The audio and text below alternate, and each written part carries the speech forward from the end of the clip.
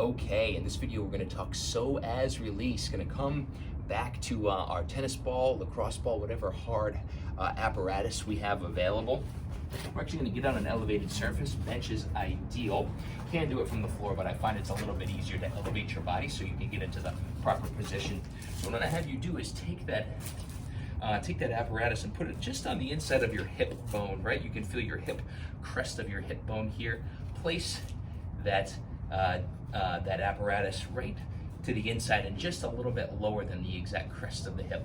Okay, it might take a little seeking out to find the sore spot. Put your body weight into that area, squeeze that side's glute and press that hip into the ball. So I'm actively tightening this glute and pushing that hip into, I'm pushing the ball into my hip, my psoas area. Okay, find the sweet spot, press it in, okay? And then just use your toes to kind of gently guide you up and down. Notice how my body is sliding up and down. Find the sweet spot, hold it, relax into it, okay? Keep sliding. It's psoas is essentially a horizontal, vertically running muscle. So it might be a little bit lower down the leg. It wraps behind you into your lower back, but for our stretching, which is why you feel it in your lower back, right? Your psoas wraps into the back, but the side we're focusing on is your anterior aspect, your front side. Nice and gentle, and eventually your body will be able to relax into it. You'll put more body weight into it. Nice, gentle rock. And what we're trying to do is feel a palatable release of that psoas. And you can feel your hips dropping in a little more open, right? So that's mobility number one, to loosen up that psoas. Number two is if you have your bands, if you have a band, put it underneath your low back, right? And this is kind of your form check. You're gonna get you on your back. If you arch your mid back, right, you want the band underneath the apex of that arch of your mid back, right? So you can, right now I can slide it through. I'm gonna press my low back into the ground using my core to depress my core musculature. I'm gonna bring my legs up to tabletop, okay? And I'm gonna take that band and I'm gonna try to pull it out from underneath my own back, right? If I arch my back, I pull it out, right? So we're trying to control that lumbar spine, right? Your core, deep core musculature holding tight, right? If you're comfortable from here, maybe we just hold it and just put your free hand on your fingertips on the inside of your hip again and feel your core brace. It's also where your transverse abdominis rests, your deep core musculature. Just gonna breathe and feel that tighten. When you can, I'm gonna slide into screen a little bit more.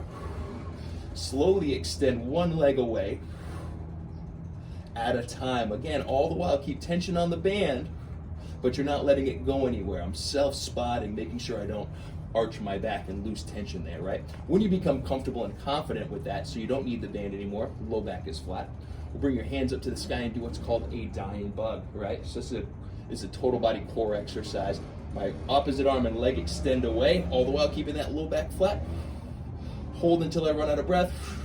Inhale, come back in and switch sides. Also conditioning, keep deep core musculature activation, control of the lumbar spine. Back and forth. Keep your still muscles still, right? My opposite arm and leg are not wiggling around, they hold still. Extending back and forth. Between those two, those are three pretty easy exercises. Oh, one more too, getting the hip activated, hyperactivated. Take the band loop, wrap it into a figure 8 around your feet, your midfoot there. Okay. Lay on the ground, low back flat, core brace. Pull your toes up into dorsiflexion. See, pull the toes up towards the kneecap. Activate the band, great, keep tension on it. Pull up, hold for a 2 count. Feel your hip and core activate here, hold for a 2 count, and then go down just a little bit. Keep constant tension on the band. Hold for a 2 count, right? We're trying to get that hip activated. Okay, other side, okay, 6 to 8 on each. Pull the toes up, don't let the toes point, pull them up. Hold for a 2 count, come back down. All the while keeping that low back flat, right? I'm not arching that back to generate any range of motion. Coming through the hip and core. So we'll do a little dynamic loosening up with the with your apparatus on the psoas, and then we'll go into a few stability drills and get those hips hot.